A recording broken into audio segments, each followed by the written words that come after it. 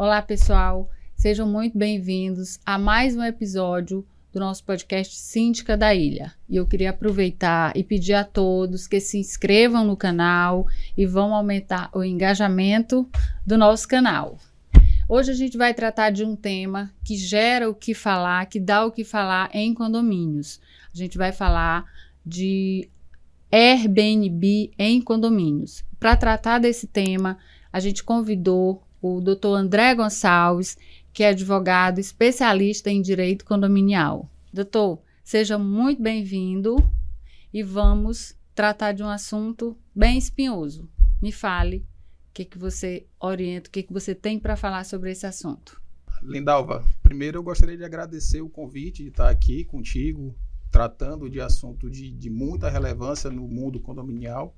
Te parabenizar pelo projeto, parabenizar todos que estão engajados, que participam aqui contigo desse projeto que é a Síndica da Ilha, um podcast sensacional que está trazendo várias pessoas para discutir os assuntos de relevância, levando conhecimento a todo mundo. E por oportunidade e por agradecimento dessa oportunidade, eu trouxe um presente para você, para que fique registrado aqui, tá? Muito bem! É a nossa manifestação de carinho. Pode mostrar? Pode. Aí vai fazer um merchan e aproveitando. Pois é, né? Fribal patrocina a gente. É antes que a gente vai Ajuda a pedir gente um patrocínio. aqui no canal, ajuda a gente no podcast, que é muito importante. Muitíssimo obrigada. E eu agradeço novamente o convite. Mas vamos lá. Antes da gente falar sobre o tal do Airbnb, é importante a gente contextualizar sobre o que é isto, né? Porque a gente acaba personificando apenas no Airbnb, mas na verdade existem várias plataformas que servem para locações por curta temporada. Que é essa que é a proposta dessas plataformas, para que as pessoas aluguem imóveis e passem pequenas temporadas dentro dos condomínios. E isso gera alguns impactos na vida condominial, na gestão dos síndicos, nos gastos, no dia a dia do condomínio. Então, é importante a gente trazer às claras isso para que as pessoas entendam o funcionamento, o que o condomínio pode, aonde vai os limites do proprietário também, os limites do síndico, e para que se mantenha a harmonia dentro da esfera condominial. Então, pode ou não pode? As últimas manifestações do judiciário têm entendido que o condomínio pode sim proibir, tá? Que existe ali uma celeuma se esta locação ela é uma locação que está inserida na lei de inquilinato ou se ela é uma locação que está inserida na lei de hotelaria. Então, ainda existe ali uma ausência de firmamento complexo ainda do judiciário, porque não há legislação que trate especificamente deste ponto. O STJ recentemente decidiu que o condomínio pode sim proibir, porque ela extrapola os limites da função do condomínio, do princípio do condomínio, que é naturalmente residencial. Então, em razão disso, o síndico, o condomínio, através da Assembleia, ele pode sim proibir e regulamentar o uso dessas plataformas dentro do condomínio. Eu já tenho uma pergunta aqui. Tem uma síndica que está perguntando. É aluguel? É temporada? É hospedagem? Como é que a lei enxerga isso?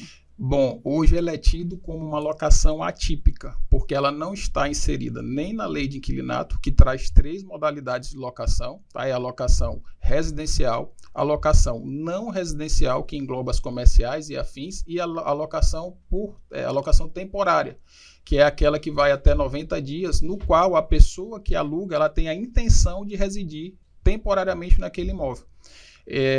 O Airbnb, por ser uma alocação de curta temporada, que se paga por diárias, inclusive, e que às vezes ela vem inserida com alguns pacotes de diárias, de limpeza, alguns serviços agregados, ela não está inserida ainda na lei de inquilinato. Existem projetos de lei para incluir ela na lei de inquilinato e existe ainda também os projetos de alteração do Código Civil, no qual ela virá também estabelecida, que a princípio é de proibir por regra, tá? Ela viria proibido por regra e se o condomínio quisesse, ele iria alterar dentro da sua normativa através das modificações da convenção. Então, hoje, quando a convenção não fala nada, como é que a gente faz? Eu digo com a gente, porque como eu sou síndica, então eu já estou puxando aqui a sardinha para a minha dúvida. Bom, a grande parte dos condomínios, eles vêm com a função e vêm com o princípio de ser residencial. Então, na minha visão, por ser residencial, ele já é proibido por natureza. E teria que ter uma aprovação disto através de assembleias para que houvesse a regulamentação para permitir. Como eu falei, no judiciário ainda não há um entendimento formado. Existem correntes que dizem que proibir é limitar o direito de propriedade, o direito constitucional de propriedade, que diz que o proprietário ele pode usar, gozar e dispor da propriedade. E existe entendimento que diz que a utilização para este fim, ela extrapola os limites e ela já seria uma utilização comercial, e aí ela não estaria infringindo o direito de propriedade das pessoas. Então, na minha visão, sim, a forma residencial do condomínio ela já estaria proibida por natureza. Ao seu ver, quais são os maiores problemas que esse tipo de aluguel pode causar dentro de um condomínio? Bom, é fato que esse tipo de modalidade de locação, de utilização das propriedades, ele é recente, né? A sociedade está em constante evolução e com condomínios não é diferente. Então, com isso ele traz uma série de questões, como por exemplo, ele aumenta o fluxo de pessoas, a rotatividade é muito grande. Então, com isso, pode gerar ali um problema de saúde, de segurança, de sossego, até porque as pessoas que utilizam estes serviços, eles utilizam mais para fins de férias ou para passar ali uma temporada naquele local, e normalmente não se há nem a entrega das regras do regimento, da convenção, do condomínio, então há ali pode gerar um problema na convivência dos condôminos que ali residem. Então, a novidade desse tipo de aluguel, ele gera, sim, essas problemáticas, e aí o síndico, ele tem que ter bastante habilidade para poder manter a harmonia dentro do condomínio. De quem é a responsabilidade, por exemplo, dos danos causados por esse tipo de aluguel? Por exemplo, o morador do condomínio alugou e o hóspede causou um dano ao condomínio. De quem é a responsabilidade? A responsabilidade é totalmente do proprietário. Ao proprietário compete informar ao condomínio a entrada daquela pessoa, o tempo de permanência.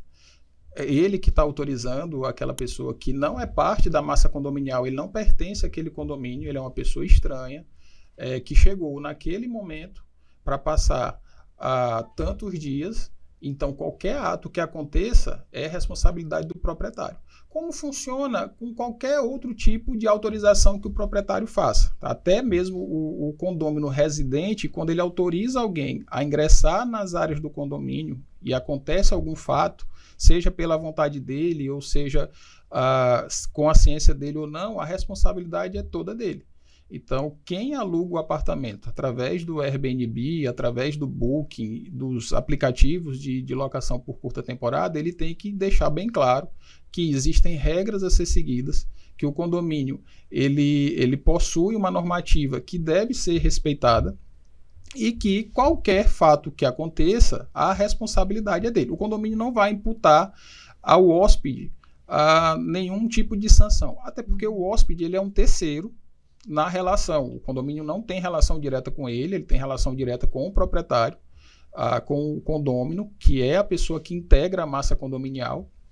Então, todos os fatos, todas as lesões, problemas, prejuízos, danos, barulhos, excessos que forem cometidos por este hóspede, e a gente tem que tratar desta forma, né, como o usuário ele é tido desta forma, como hóspede, é de responsabilidade única e exclusiva do proprietário. Ele é a única pessoa que responde por estes atos dentro do condomínio. Aí lógico, a gente está falando de prejuízos que ocorram no condomínio. Agora, se houver o cometimento de um crime, alguma coisa que seja de ordem pessoal que a pessoa cometa, Aí a responsabilidade, sim, se estende ao hóspede, mas aí foge da esfera condominial. A gente está falando do desrespeito ao regramento condominial, do desrespeito ao regimento interno, às decisões de assembleia, a todo o conjunto normativo do condomínio. Então, quando o desrespeito é neste sentido, que vai gerar uma sanção administrativa no condomínio, ao condômino, uma multa, uma advertência, ou qualquer outro tipo de sanção prevista no regimento interno, a pessoa que vai ser imputada a isso é o proprietário.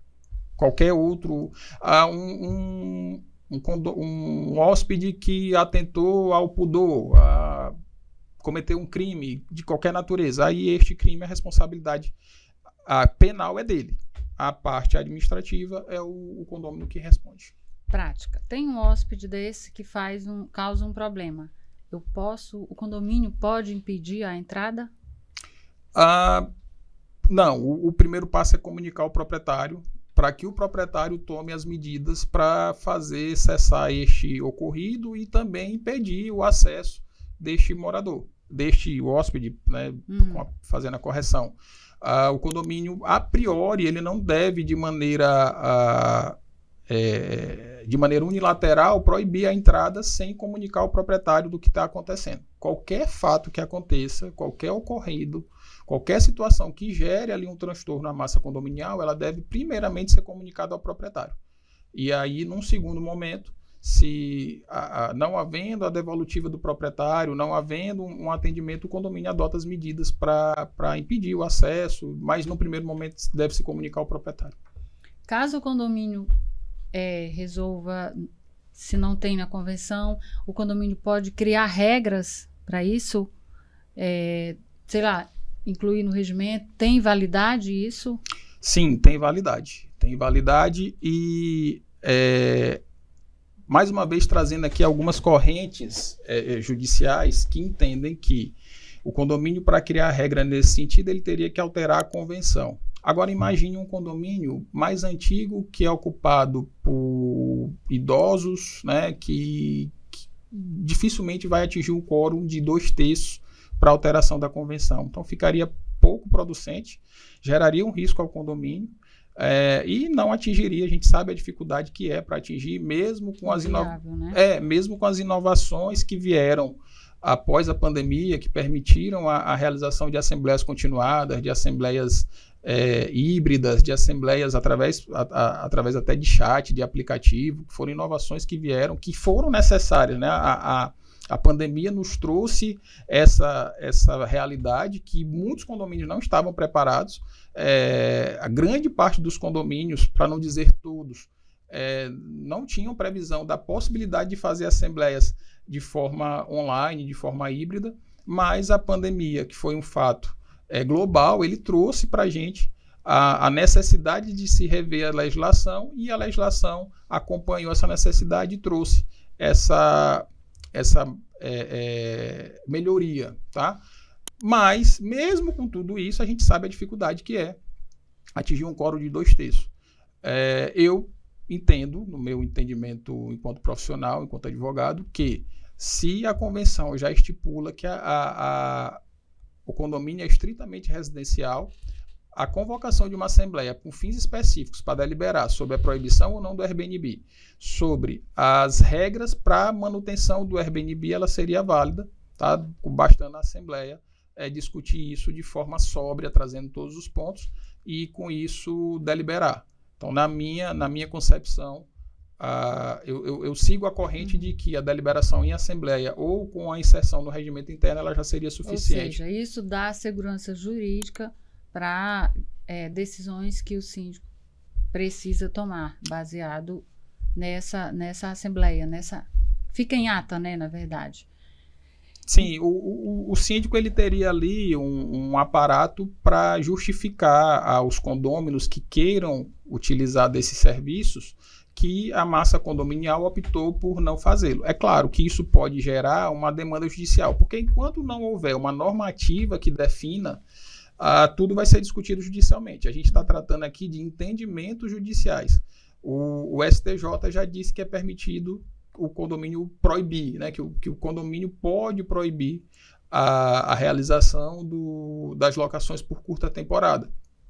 alguns juízes entendem que isso limita o direito de propriedade, como eu mencionei em outro momento.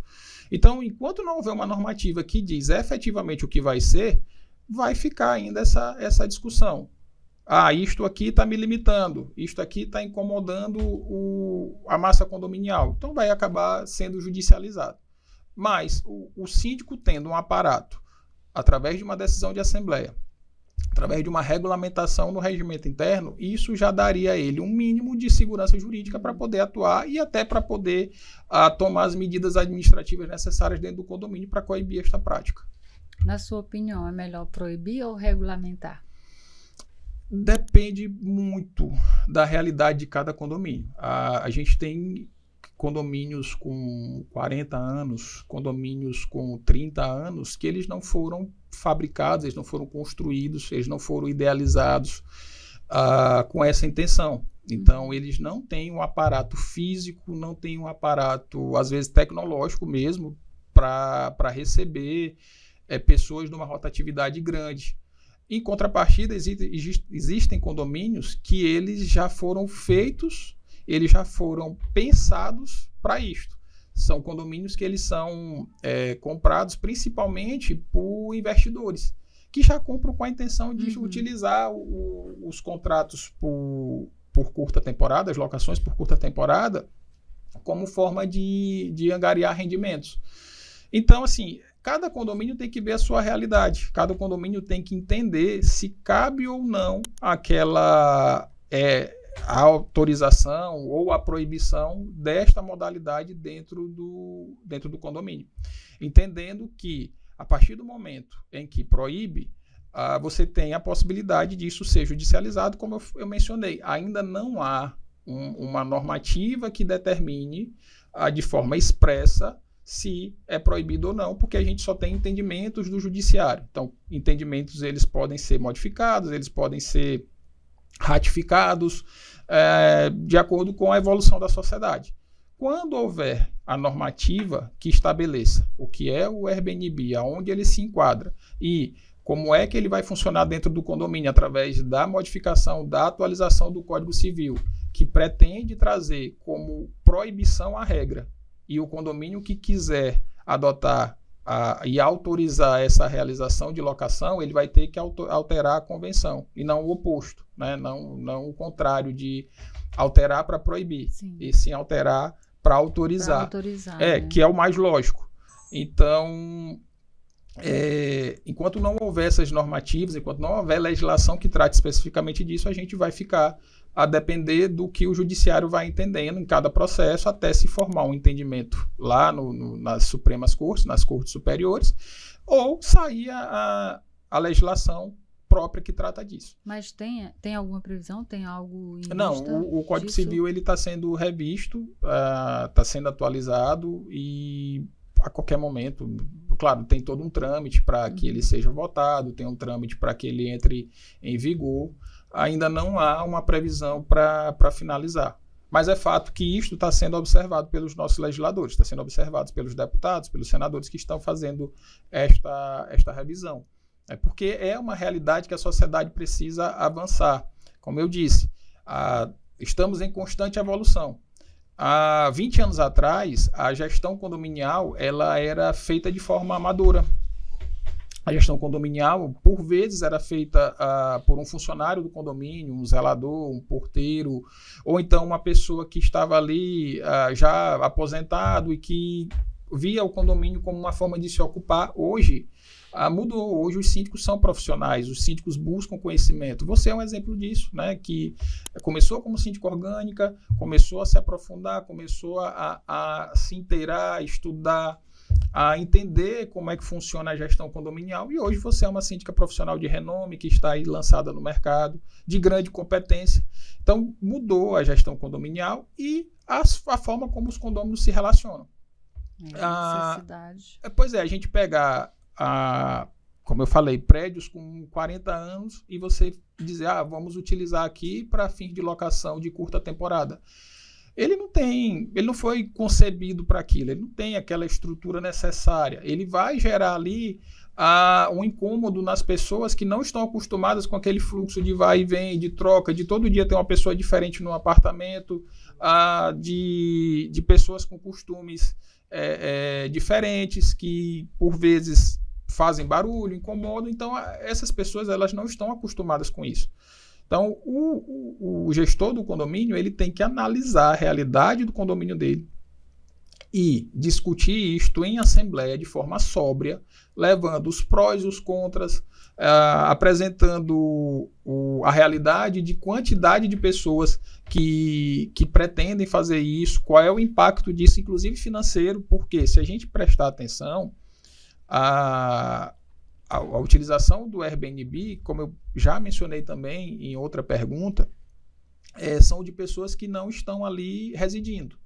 Então, essas pessoas elas vão utilizar as áreas do condomínio, vão utilizar a piscina, e aí gera um gasto maior de material para a piscina, eventualmente vão usar o salão de festas, vai sujar ali o salão de festas, gerando um gasto maior de produto de limpeza. Nos condomínios que são que possuem academia, né, que tem um espaço de academia, eles vão utilizar a academia com o ar-condicionado, usar o material. E a própria segurança, né? Que a pessoa é um desconhecido que está ali no meio daquelas pessoas que... Perfeitamente. Aquela comunidade ali. E aí também tem isso, não se sabe a intenção das pessoas que estão indo para aquele condomínio. A pessoa pode alugar o apartamento com a intenção de cometer um crime, com a intenção de furtar, de assaltar, enfim, de qualquer coisa, né? O condomínio tem que ter muita cautela para decidir pela proibição ou pela autorização que sejam com regras bem específicas, bem discutidas, e de forma que isto não gere um prejuízo à massa condominial, as pessoas que ali residem, que estão ali, que firmaram residência naquele local e que não querem ser incomodadas, também querem usar a propriedade deles para o fim que foi destinado, residencial. Eles querem utilizar tendo maior sossego, a maior salubridade, a maior segurança, que é isso que se busca quando se vai residir num condomínio. Então, essa discussão ela tem que ser feita desta forma, de forma bem tranquila, mas bem sóbria, com todos os dados na mesa, mostrando os prós e os contras, para que os condôminos possam decidir pela proibição ou pela autorização. Doutor, no caso dos condomínios que tem isso regulamentado, como é que funciona? Tem um contrato? Como é que funciona essa questão desse aluguel do Airbnb? Bom, a própria plataforma ela tem a forma de contratação. E nesta contratação, você tanto avalia o empreendimento que você está alugando, o apartamento que você está alugando, como você é avaliado. Então, a sua permanência dentro do imóvel, ela é vista e avaliada pelo proprietário, tá? E assim, eu conheço alguns Airbnb, já utilizei, já usei o serviço. Em alguns casos, a gente faz um cadastro facial, como qualquer condomínio. Chega lá, autoriza, bota o rosto, temporariamente entra, ingressa no condomínio e utiliza os serviços, né? Vai para o apartamento, enfim. Em alguns casos, você informa o nome, que já fica descrito na portaria, e a portaria faz a validação e lhe autoriza. Então, cada condomínio, ele vai determinando ali quais são as regras. Inclusive, existem condomínios que eles estabelecem um limite de hóspedes. Só podem 3, ou então só podem 2 locações por semana, exatamente para não ter um aumento da rotatividade de pessoas e isso possa impactar na segurança dos condôminos. Então, assim, do que eu conheço, os condomínios eles têm diversos tipos de regra. E essas regras elas vão de acordo com a realidade de cada um deles. Uns com limitação, como eu falei, de tempo, limitações de hóspedes, outros sem limitação, você só chega, se apresenta, informa.